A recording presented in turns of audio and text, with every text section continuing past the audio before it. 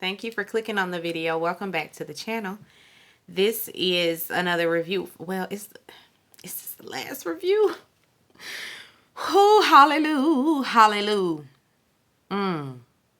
We thank you. God, I thank you. I just thank you that I thank you for freedom. I thank you for peace. I thank you for the space, Lord. Thank you. This is it.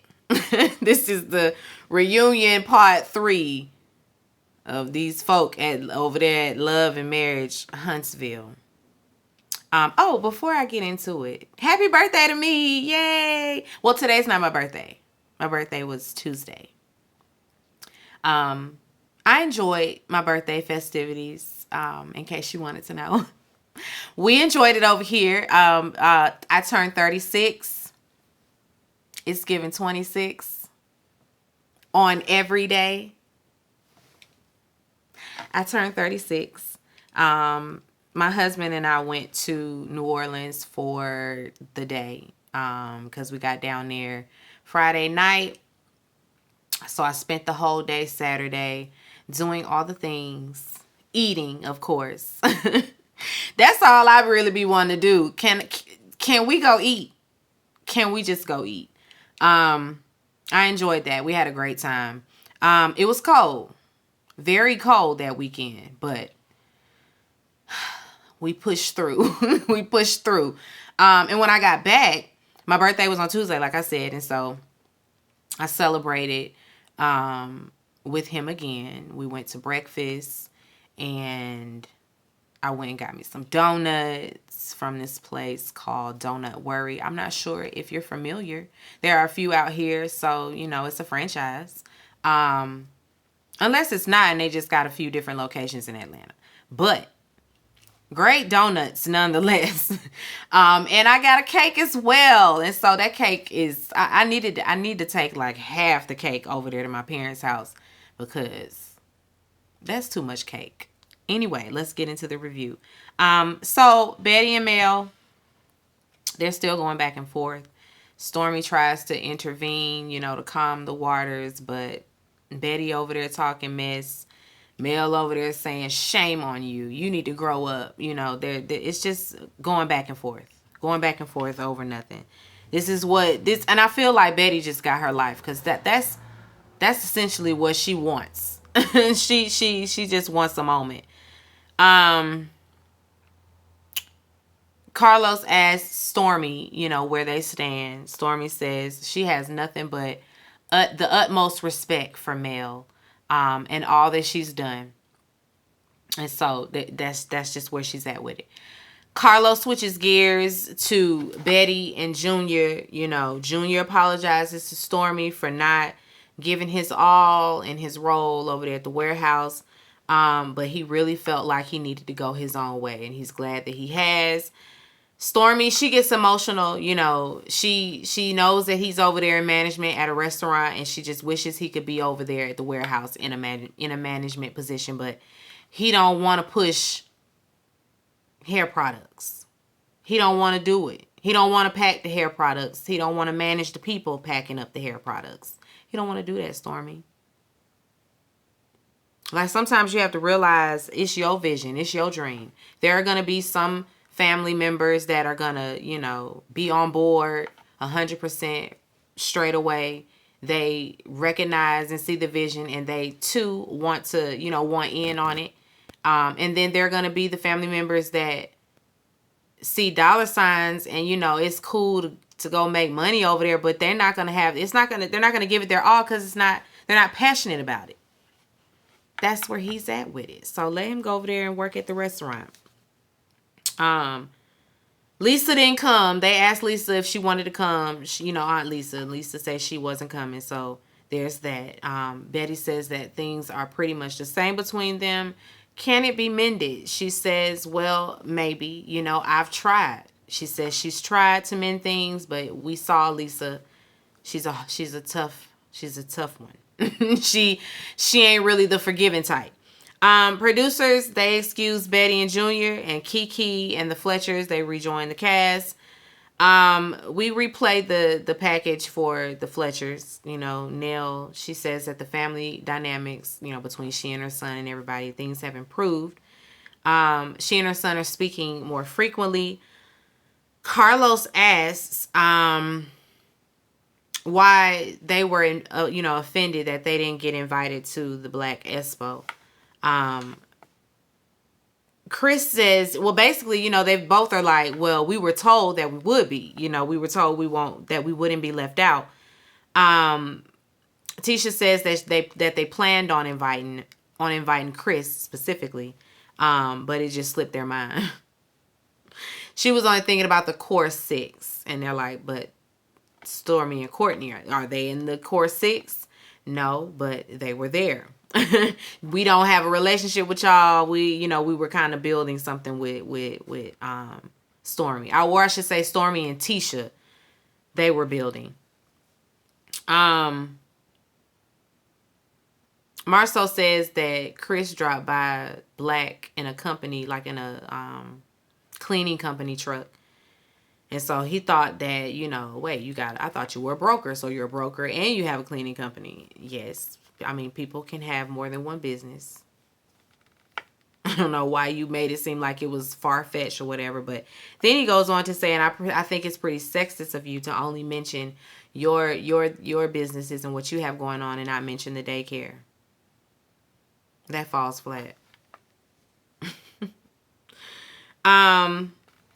And Carlos feels like it. And Carlos says, that's rich coming from you. Cause you of all people trying to call somebody else a chauvinist. Yeah, right. Or a sexist. Not you. Okay. Pot, that's kettle. There you go. Carlos asked Nell about Chris and his infidelities. Nell, she says she found out through somebody else. I could tell that neither one of them wanted to answer these questions. They were kind of like blindsided by these questions. Like, didn't we already say that we dealt with infidelity? Like, why y'all got us going into detail? Because none of that was covered in the season. So I don't know why we're hashing it out now anyway. But she says she found out by through somebody else. And then she backed him into a corner until he told the truth. Carlos asked if it was multiple women. He says no, it was just one woman. After she found out about the infidelity, they separated for 18 months. She forgave him, and they've been good ever since.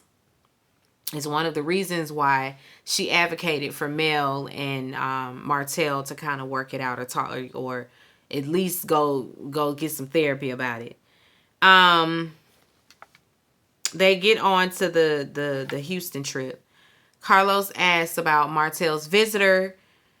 He says she was just there to give him a massage. She was just there to give me a massage. He be lying. He don't know her name. How long did she stay? About an hour and a half. That's all the time you need. Did you have sex with her? He says no. They did not exchange any bodily fluids. They want to know, okay, well, where was the massage table? My bed. No. There's usually they're usually carrying a massage table, so where was it? We didn't see it come in, okay? Maurice, what did you see? Maurice said he was going to go get him a cold beverage and saw somebody climbing over a fence. He just really fabricates the story. He said he didn't see her face, though. The whole group is asked, yeah, did y'all feel disrespected having this woman just, in the house? Who is this lady? Martell got coming up in here. Nell it's an emphatic yes. Girl, why are you offended? Anyway, Kimmy says she don't care. I'm with you, Kimmy. Don't nobody care about Martell and what he doing. Don't nobody care. They elected to move on, and so we moving on too. Nell says, I understand that they elected to move on, but it is still disrespect. Why people always feel like they got to drive their point home further? You already said how you felt, and Kimmy was saying how she felt. You don't have to then in turn be like, but I understand that, but still, no, I don't feel like that. And so you don't have to continue to reiterate how you feel, thinking you're going to somehow change my mind. What be wrong with people? Now, we heard you. Kimmy still said to her, it wasn't disrespectful. You're gonna try to, but I understand that, but no, ain't no but. Ain't nothing we need to say further than, oh, okay, I respect your point of view. Y'all got to learn how to communicate. You really have to just grow up. You know, it's not, you don't, when you make your point, you made it. You don't have to make it over and over and over and over again, thinking that every time you make it, maybe, just maybe, they'll be like, oh, okay, you're right. No. Because I have my point of view and you have yours. Crazy girl. Anyway, Martell say somebody came and gave Mel a massage too. And Mel was like, it was a lady. And he like, so what that mean? What that mean? Carlos says, but it was a woman. And he say, what you do?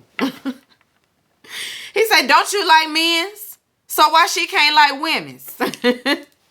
Why she can't be in there doing what she doing with the ladies? Anyway, Martell says he didn't have an orgasm in Houston. Period. That's just that. Martell, why was you so upset with Nell when she defends Mel and all that? He said Mel cheated too, and so he's tired of everybody always bringing up his infidelity. What about hers? And it's like, is hers really an infidelity, Martell, when it's like her getting her lick back during a separation because you cheated on her?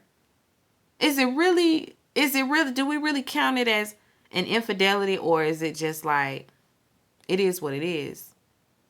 Now, I'm not no cheater enthusiast. We don't tolerate it around here. In her situation, you cheated on her for years. She found out. She left your ass. During that time that she left your ass, she got down, got a little head. Did she decide to come back to the marriage? Yes. Still. You're not no victim. Get out of here. That's why we still throwing it in your face. Because it was years of it. Years of it.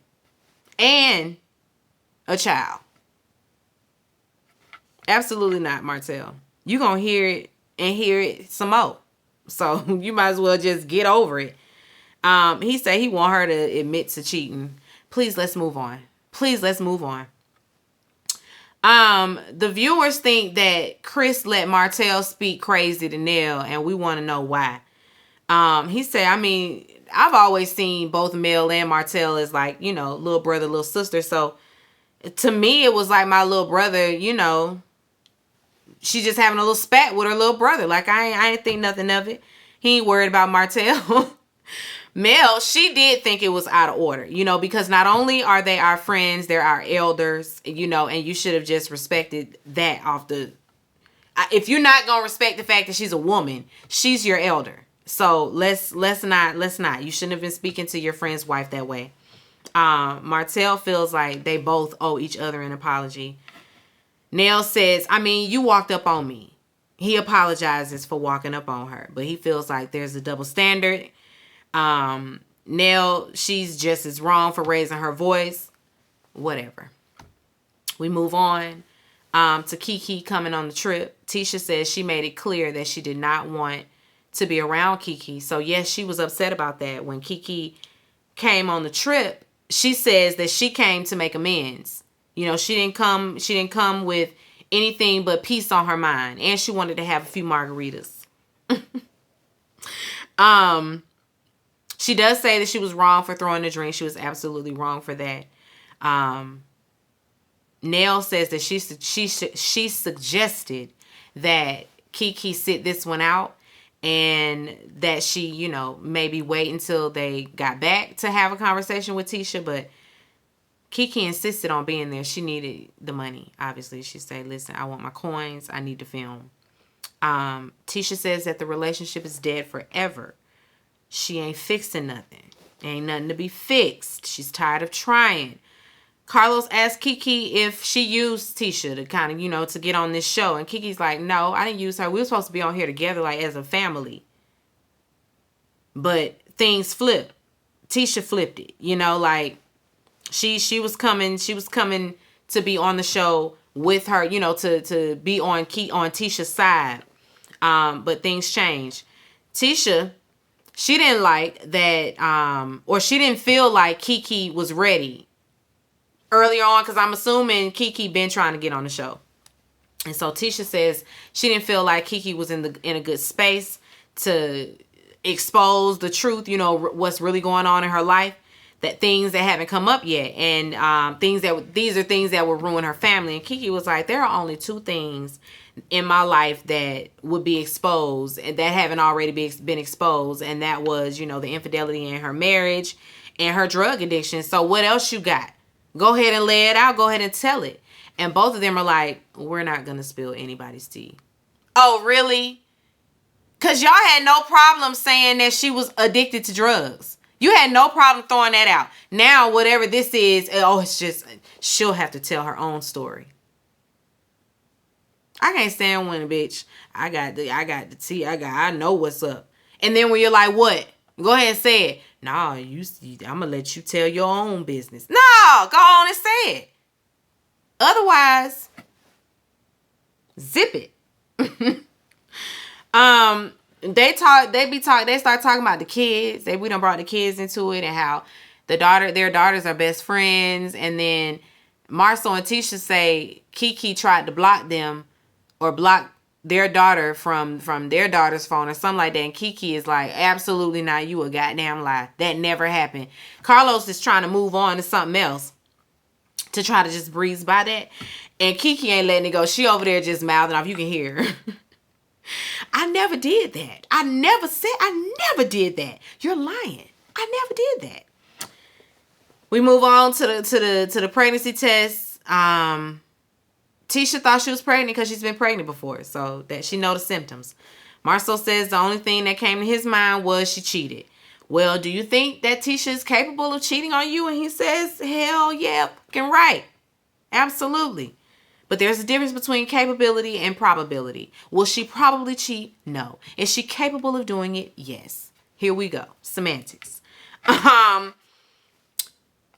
Tisha says, well, if you think that, then, we really don't have nothing, because where's the trust?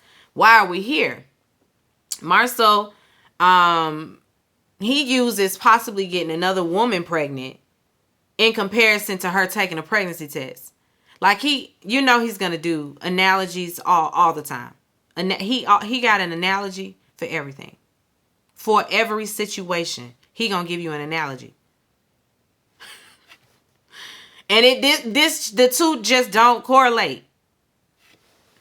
Anyway, Carlos asks if Tisha stepped out, would she have the right to? Kimmy and Maurice are kind of offended. Like, why would you even ask that? Mel over there like, yep. Shit. Mel say go for it. I'm putting words in her mouth. Let me not say it. Tisha says she don't play them games no way, so no. Tisha and Marcel, like, I want to say this going to commercial because Kiki over there like, you one lying bitch. You lying bitch, and you know it. You know you was lying. And they looking like, sorry, girl. And we wrap, and good night. Deuces to this show. Be sure to rate, comment, and subscribe to the channel. It's Call Me Busby, and I'll chat with you later. Peace and light.